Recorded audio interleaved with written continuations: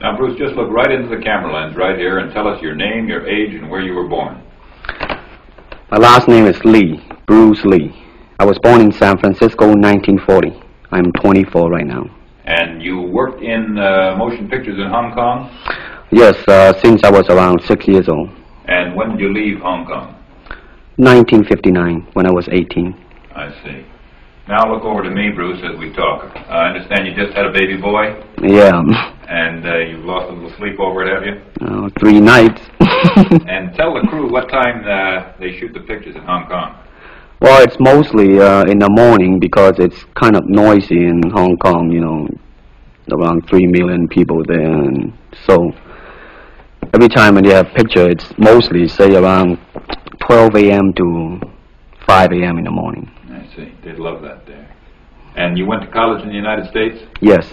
And what did you study? Philosophy. I see.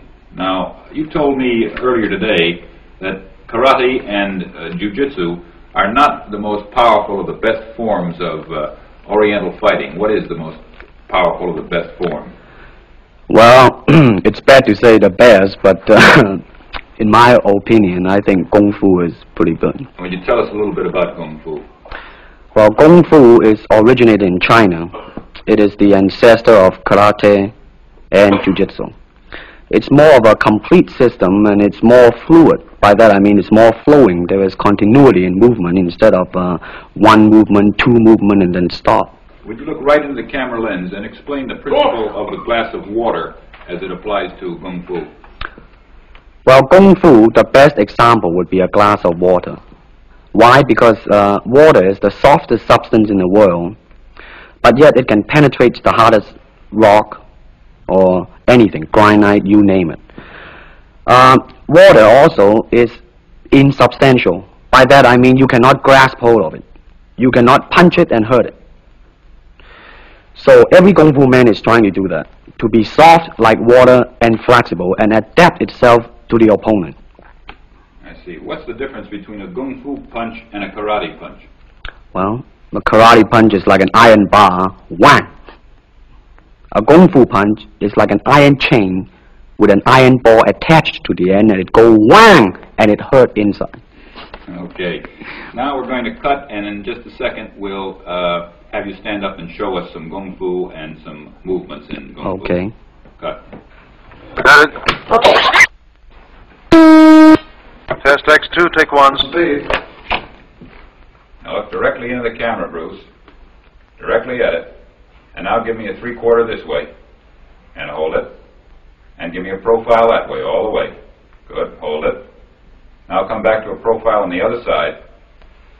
And hold that. Give me a 3/4 on that side.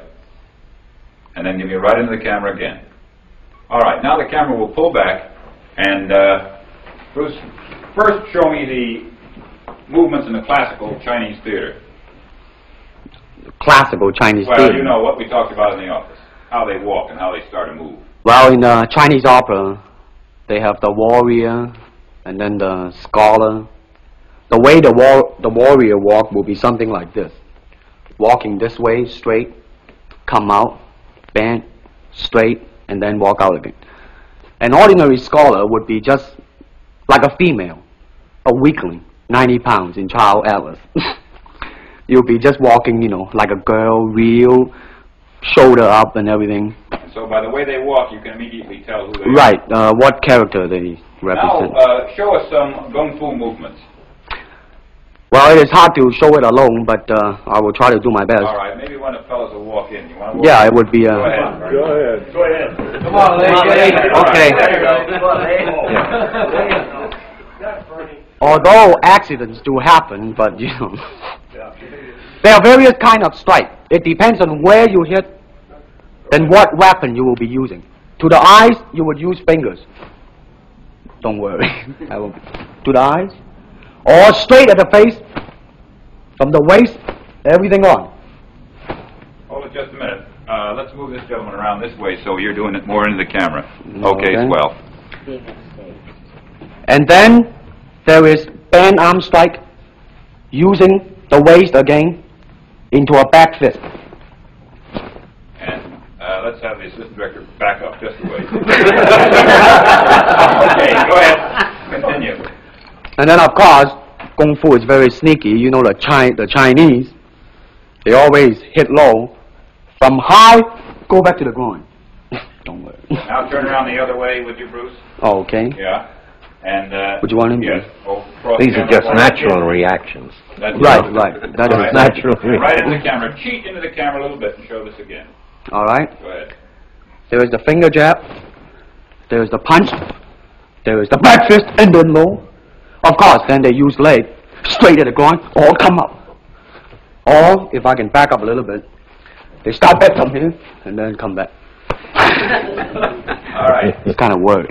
He has nothing to worry about. Now, once again, show us how a good Kung Fu man would very coolly handle it and walk away, rather than get involved in a series of actions. Cut it. Sound. Okay.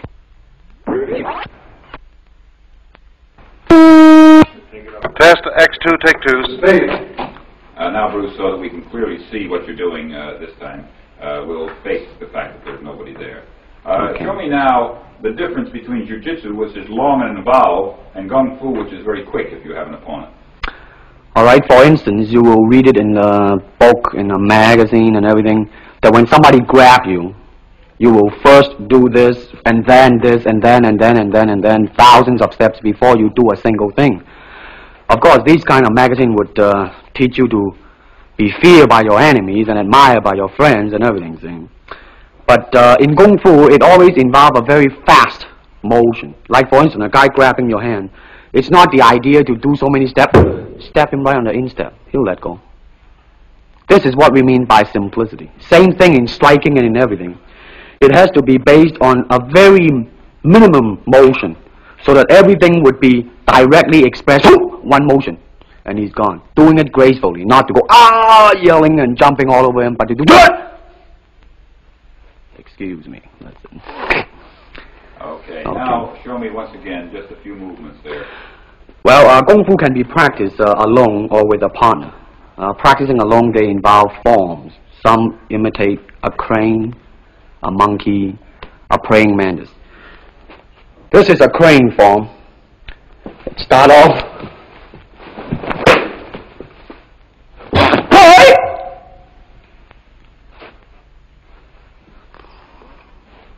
This is one of the movement involved. Show us one more movement and then we'll be all through. Okay, I'm glad to hear that. They have the tiger that start like a tiger, using claw to claw the face, or the beak of the crane to the eyes move.